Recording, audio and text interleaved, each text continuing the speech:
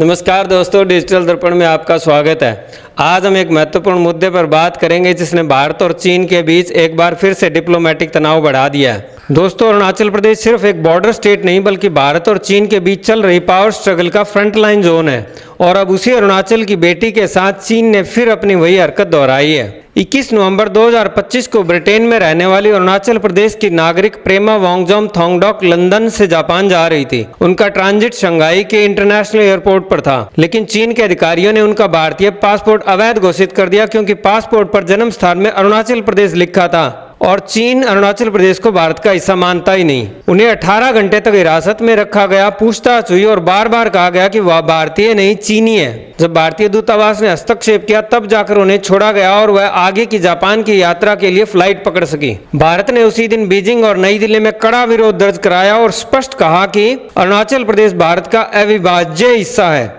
यह एक अंतिम सत्य है जिसे कोई भी चीनी दावा बदल नहीं सकता। भारत ने इस कार्रवाई को अंतर्राष्ट्रीय उड्डयन नियमों का उल्लंघन और पूरी तरह अस्वीकार्य बताया। अब जानते हैं चीन की रणनीति क्या है। सुरक्षा विशेषज्ञों और सेना के पूर्व कमांडरों के अनुसार चीन पूर्वोत्तर भारत के खिलाफ 4 फ्रंट पे काम करता है। पहला, सीमा पर सैन्य दबाव बनाना। दूसरा, पड़ोसी देशों जैसे बांग्लादेश, म्यांमार, श्रीलंका आदि के जरिए भारत की घेराबंदी करना।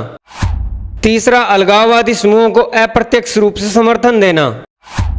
चौथा, ब्रह्मपुत्र नदी के पानी को राजनीतिक हथियार की तरह इस्तेमाल करना। चीन लगातार भारत के आसपास इंफ्रास्ट्रक्चर बनाकर एक स्ट्रेटेजिक ट्रायंगल तैयार कर रहा है। सोशल मीडिया पर फेक नैरेटिव, साइकोलॉजिकल वारफेयर और आर्थिक निर्भरता के वास्ते वह भारत के पूर्वोत्तर राज्यों में अस्थिरता बढ़ाने की कोशिश करता है।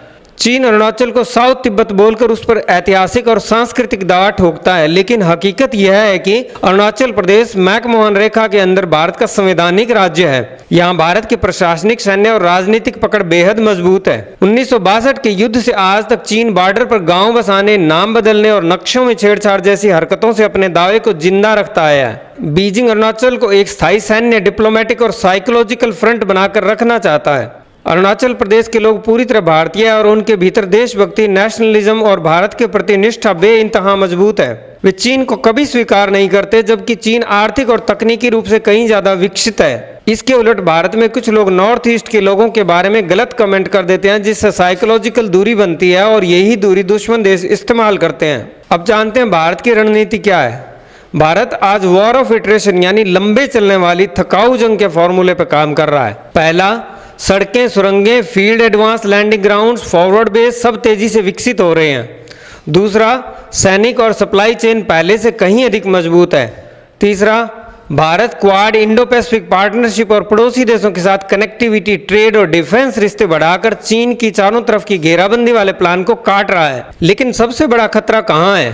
जब भारत की संसद में या हमारी घरेलू राजनीति में अरुणाचल और LAC के मुद्दों पर जरूरत से ज्यादा राजनीतिक विवाद होता है तो चीन इसे अपने नैरेटिव के लिए उपयोग करता है। विपक्ष को इससे शॉर्ट टर्म राजनीतिक फायदा मिल सकता है, लेकिन लॉन्ग टर्म नुकसान भारत का ही होता है।